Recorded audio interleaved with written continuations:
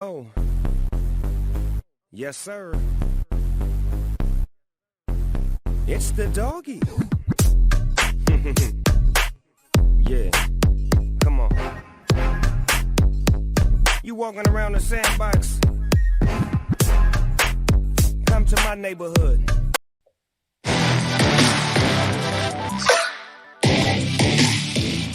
Welcome to NFTs Suck, if you don't understand them.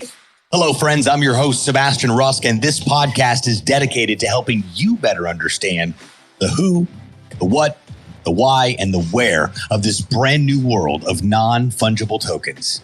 Let's dive in.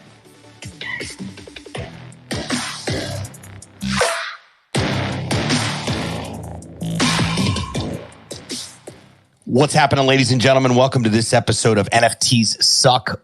Our goal on the show here is to help people better understand what's going on with this whole world of Web3, the blockchain, the metaverse. It's a lot, and it's a lot for most, and most people don't even understand what's going on. So I thought, you know what, I'm going to do something about this because number one, I want to educate myself. Number two, people need to know.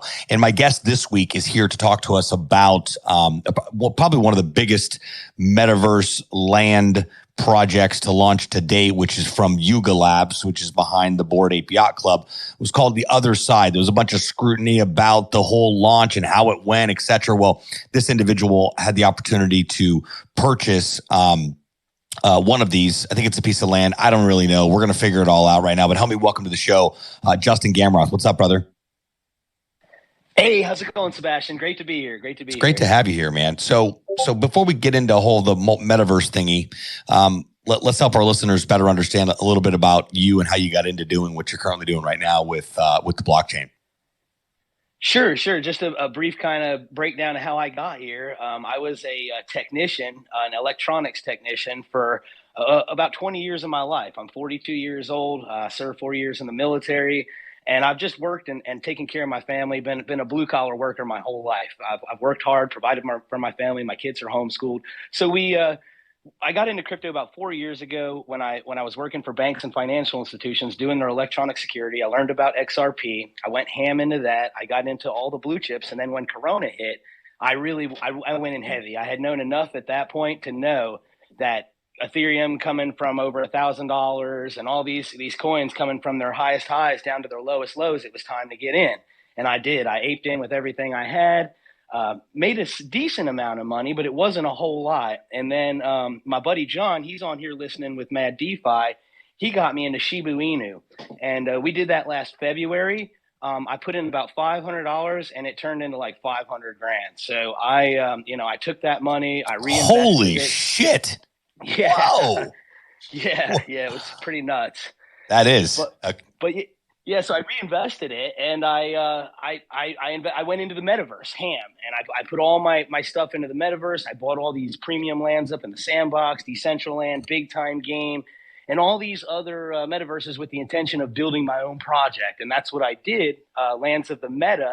Our project is the gateway to the metaverse. We offer exclusive access to concerts, events, and play to earn rewards across all metaverse platforms. And big that Bored Ape Yacht Club was what you can't be the gateway to the metaverse and not have the key to the most exclusive one out there. So that had to be done. That's why we were so dead set on getting it.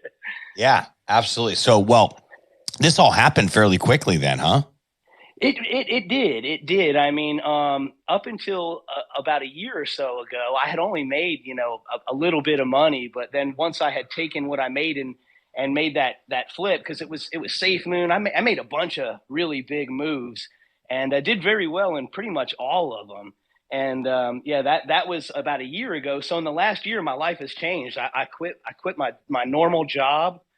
Because I lost $40,000 going to work one day, and then I was like, "Well, I can't do this anymore." So I was like, I stopped working and I started just trading. I do a little bit of leverage trading. I invest in the blue chips. I do a pretty good job of following the charts and converting at the top and getting back in at the bottom of these market cycles, and have really just done a pretty decent job navigating crypto as a whole.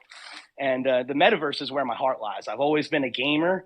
I gave up gaming 4 years ago when I learned about crypto. I decided instead of going back to my hotel room every day after working in the banks and going back to play World of Warcraft, that my time would be better spent researching cryptocurrency. So I started doing that. And then when the metaverse came, it was like the best of both worlds, you know?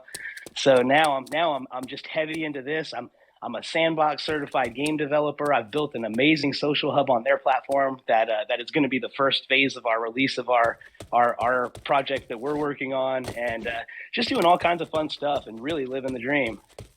It sounds like it. My goodness. So if somebody, okay, so I get a lot of these questions a lot, especially with the show. Sebastian, how do I get involved in the metaverse? And I'm like, well, that's a loaded question, but I've got one that's like, hey, how do we buy land? Like, where do you get started? Where's this whole, like, I got money to spend. I don't know where to go. And I'm like, I don't know where to tell you to go. So how do you handle somebody like that? What's that conversation look like? First, you got to find out what metaverse is going to suit you, because they're all different. You know, you've got the Sandbox, which works off of voxel art. And it people call it Minecraft feel, but it's not really Minecraft, because Minecraft is 64-bit. The graphics aren't very good. Sandbox is 1080 pixel. The graphics are beautiful. It's just voxel art. It's just the style of art they use. So they did that to make it more playable. I like the platform. I believe that a lot of features are you're going to be able to integrate a lot of this Web3 stuff sooner on their platform. But then you've got TCG World that also they've got kind of like like a Fallout kind of Grand Theft Auto kind of vibe to it. And you can build on that platform and create cities and worlds and all kinds of experiences over there. It really just depends what you're looking for. You got Big Time Game, which is kind of like World of Warcraft style, you know, and that's like a guild-based metaverse. And then you've got the Infiniverse on the Oculus that you can go into, and you've got huge buildings and cities that you can throw parties in and stuff. I mean, it just really depends what you're looking for. Are you looking for a social experience? Or are you looking for a gaming experience? Because the metaverse is going to be for everybody. It's not just for gamers. It's the Web 3.0. It's literally where people are going to go to do commerce and social media interactions, and everything that we do on the internet today is going to take place on the Web 3.0 of tomorrow. Right. So how do brands adapt to all this? What does this look like for businesses and brands? What does it look like for, podcasters? Do I open a podcast studio in the metaverse and rent the studio out with, goggles and headphones and a microphone? How does this all work? So for a podcaster, you'd have to get a little bit more creative, but I've helped quite a few people integrate their businesses into the metaverse. I have a friend that is running a weed shop, a marijuana shop in a legal state that you're able to do it, legally. And that's a good friend to have. Yeah, a really good friend to have. And they've created they're creating their own shop within the Sandbox. I have another friend that I'm helping to create a tattoo parlor where people will be able to go into a virtual tattoo parlor and put on do some pretty cool stuff with that. So like I don't want to give away too many ideas here, you know what I mean? But just kind of going, you just kind of have to use your imagination. But what it is so it's not just going into the metaverse, it's tying it into the real world. So say you go into a store, it would be easy if you sell products, because you can create this virtual store in the metaverse where your avatar can come in and they can buy this virtual digital piece of equipment, whether it be a hat, glasses, shoes, clothes, whatever, for your avatar, but then you get a pair in real life as well for you. And that's where the Web 3.0 really comes in, tying the real world and the metaverse in together with each other. That's where I see this really going big.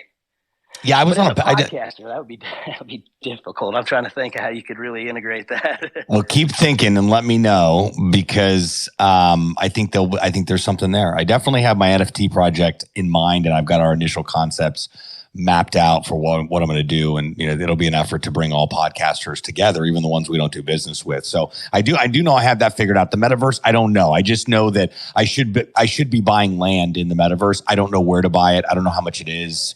Who am I living next door to? All that fun stuff. Yeah. All that stuff comes into consideration. Really, if I was, when people ask me, I say, look at Sandbox. I'm not a financial advisor. I don't claim to be an expert, but I've done enough research to know that Sandbox is geared to be rolling out their features in a manner to where you're able to use all this stuff for the way it was designed.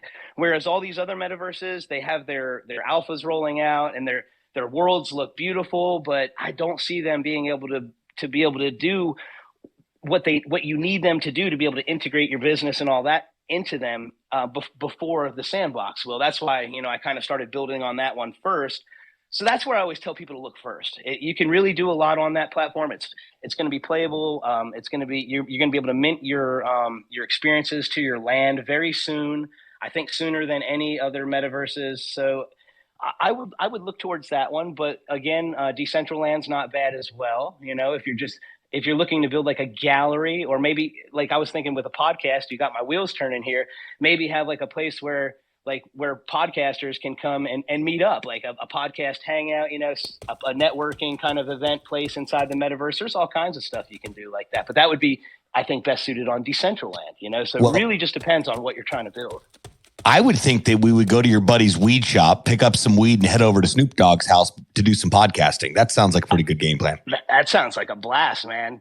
Count me in. All right, so I'm on OpenSea right now, and I just typed in the sandbox, and I'm to the sandbox page here, and it says for 1.6 ETH, which is about $3,100 right now, I can buy myself a parcel of land. It says -5. I guess that's the coordinates -5,177, whatever that means on here. Yes. So would this piece of land do anything? Like I hear things like, I mean, you hear our good friend Ryan Stewman talk a lot about buying the land in the in the metaverse, and now he's getting rent checks. He bought the land not knowing what to do because a friend told him to, and now he's getting rent checks for that land. Is that how this works too?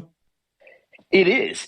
I mean, you can use your land for whatever you want. You can use it yourself and develop and build on it yourself is what I bought my land for. But then as an investor, you can purchase lands and then lease them out to builders and creators. You can stick a billboard on it and advertise for the lands next to you. So there's really so much potential to monetize the experiences.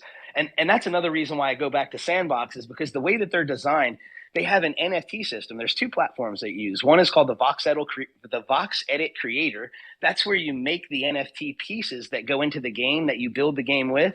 And the other is the Game Maker. That's where you create the world. And I like them because you can go on there and you can build these NFTs on their platform. And then soon, in another month or two, you'll be able to sell them. You can just create NFTs and sell them. You can create NFTs that unlock different kinds of access to your lands. And I mean, the possibilities are just really endless. And when you were getting back to looking at that land, the floor is about 1.5, 1.6 ETH on Sandbox land right now, which is great. I would definitely be picking some up at that price if I needed any more. Yeah. But, buying it's the easy part. What you're going to do with it next, I think, would be the $1 million question. I mean, I would like to identify opportunities that, and I'm starting to discover projects that actually pay me for being, for owning the NFT, et cetera. So this whole land move is that's my next move, pun intended here. I just want to know that I'm buying, I don't know, unnecessarily in the right place, but then what am I going to do with it after? Yeah, and it's all, right now it really is all speculative. We're just kind of hoping that these projects are going to deliver on the roadmap that they put out in front of us. And so far, all of them have done a really good job. All of the major ones, TCG World, Big Time Games, Sandbox, I feel like they've all done a great job really pushing everything out and getting it out in a timely manner, so I feel like we're on the verge of, within the next, I think Grayscale said within the next 2 to 5 years, we're looking at a multi-trillion-dollar business in the metaverse. So, I mean, that's a lot of money. You know what I mean? Yeah. I had a brand on the show a couple of weeks ago. They do advertising in the metaverse. And if you own the NFT, you get a piece of the advertising action. I thought that was kind of cool. Nice. Very cool. Yeah, we're releasing our NFTs on June 8th, and these NFTs will give you access to all of our metaverses. The first one, again, will be the Sandbox, because that's the one we're rolling out first. But you'll get matching avatars that you'll be able to play in the game. I mean, it's going to be really cool. We've been working really hard on that, so super excited about it. Amazing. No, that's really exciting. So I still can't get over the $500 into $500,000. That's just outstanding. So did someone tell you to do that? Is that how you discovered it? Yeah, he's on here right now. My buddy John. He put in 5,000 and made 8 million. Held longer than me too. So he got in. He got in with more and held longer. But yeah, he did amazing. You know, we're both just blue collar normal guys, and he had done his research and found out, and he meditates and he told me that he downloaded the information. I mean, I believe him. You know what I mean? For a while, I thought he was a little crazy, but man, I'm telling you, he's proven me wrong so many times. I don't doubt him anymore. But yeah, I would like to be friends with him too. Yeah. So yeah, that's fantastic. Are you guys going to Consensus, CoinDesk Consensus in Austin next month? No. I barely. I got my wife and 3 kids, and I'm working nonstop. So even $1 Million Mastermind, and then we've got another one in July. We're going up to Vancouver for another event that we're doing up there, crypto event, and that's about all I can get away with for a summer without getting in trouble with my wife. Attaboy, you're a smart man. You're a smart man. So what does this all mean for the blockchain? Because I know the world's moving to the blockchain, and we constantly hear that over and over again. Everything's moving to the blockchain, but nobody knows what the hell that means. Like, so being a blockchain architect, what does that mean? It means like if crypto is the next evolution of finance, then the metaverse is the next evolution of the internet. That's where everything is moving to being accounted for on the blockchain. That's all the blockchain does is records everything and keeps it accountable. And that's why I think that it's just a more efficient way of running things. So eventually everything is going to migrate to the blockchain. It's just a matter of when. You've got the biggest industries, governments, and institutions in the world that are getting behind it as we speak. That's why I don't wonder and worry, is crypto going to crash? No, look who's using it. Don't look at what they say, look at what they do. You know what I mean? Always say that. The biggest banks in the world have been hating on crypto forever while they're gobbling it up behind the scenes, So. Sure. So, wow, man. So this is exciting. So I hate to say, so what's next? I mean, you guys got your hands in the fire right now. So I'm excited to get to know you more. I'm glad we finally got a chance to connect here on the show, but I'm very curious as to, what you guys got going on and what I can do to support it. From a podcast point of view, I'd be more than happy to do that because really that's what this whole thing's all about is, building a community and building meaningful things that really do something and make an impact, right? Yeah, and I appreciate it. Like I said, we launched our own project. I had this vision a year ago when I purchased all these lands to purchase these lands and build these amazing experiences on it. I purchased, I think we talked about this before. I purchased 3 of Snoop Dogg's avatars, over 100 of his tracks. And I did that for the sole purpose of owning the copyrights to that stuff so I can host concerts on my lands with all of that material that I now own the copyrights to. So I think I have well over probably $500,000 invested into the metaverse right now. And I did this with the intention of building this amazing project. The real brief history is I couldn't find a developer a year ago when I started. So I moved to another project that already had a developer and a team behind it. They seemed like they knew what they were doing, had a decent reputation. Needless to say, they didn't fill their pre-sale. So once that happened, the owner walked away from the project with the rest of the marketing money. And here I am, the game developer that built this game. And that's all I was a hired game developer. And I said, you know what? I'm going to take responsibility for this. And everybody that got screwed on this project, I'm going to start my own project now that I have a developer, because the developer stuck with me. And we launched our own project, Lands of the Meta. I gave everybody that got screwed on the old project, I gave them Lands tokens from my project. And we were successful. We went from $100,000 market cap to $1 million market cap in 24 hours. And everybody sold. These guys, they got screwed on the first project. They've been holding forever. I thought that doing a good deed, they return the favor, but they didn't. It's crypto. You live and learn. And now we've recovered. We're launching this NFT set. We've put so much work into it. We have 1,000 NFTs that we're going to launch on June 8th. Our private mint starts on the 27th. And these NFTs are going to fuel the marketing and everything that we need for Lands of the Meta to be discovered and taken to the levels it deserves. So yeah, we're really excited about this. We've been working on it nonstop for over a year, and I'm not going to stop. I've been through so many hurdles and so many different trials that I've had to go through to get here that there's really nothing that can stop me anymore. I've been through the worst that you could throw at me and walked through it like nothing. So I know we're going to get there. It's just working one day at a time to do it. Yeah, absolutely. Let's talk about the NFT stuff. So how much is it to mint one? What's it going to do? What's the utility? Why does somebody want to buy one, et cetera, et cetera? Yeah, they're only going to be $100 a piece. There's 1,000 NFTs, and what they do is they're going to give you, these are going to be the most exclusive NFTs we ever create, and they're going to give you NFTs and rewards across all of our metaverses. The first one is the Sandbox, and I already have our amazing artist Wonka. He's designing, he's creating the avatars that are going to match 1-to-1 each one of these NFTs.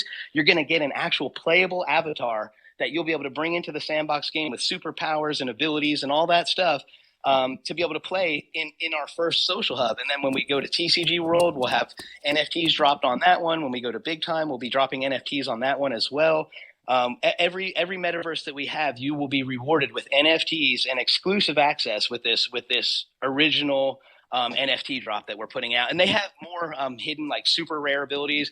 If you're one of the 50 to receive the one that says Lands of the Meta Hotel on the background, you'll see it as the environment. Then you get one of the hotel rooms in our social hub. We have this amazing social hub with an underground casino, art gallery, and dance club. And there's 50 hotel rooms in there. And you'll get one of these hotel rooms that will be your own personal hotel room. You'll have your NFT on the wall. You'll be the only one that'll be able to access it. Just really cool stuff that we're integrating into this and trying to really bring the metaverse and these utilities to the community. And I'm sure you know JJ. I purchased 6 of his Spit Bucket NFTs, and I bought those with the sole purpose of every time there's an event, we're going to give at least 4 of the tickets that we get, those lifetime tickets that we get for owning those NFTs.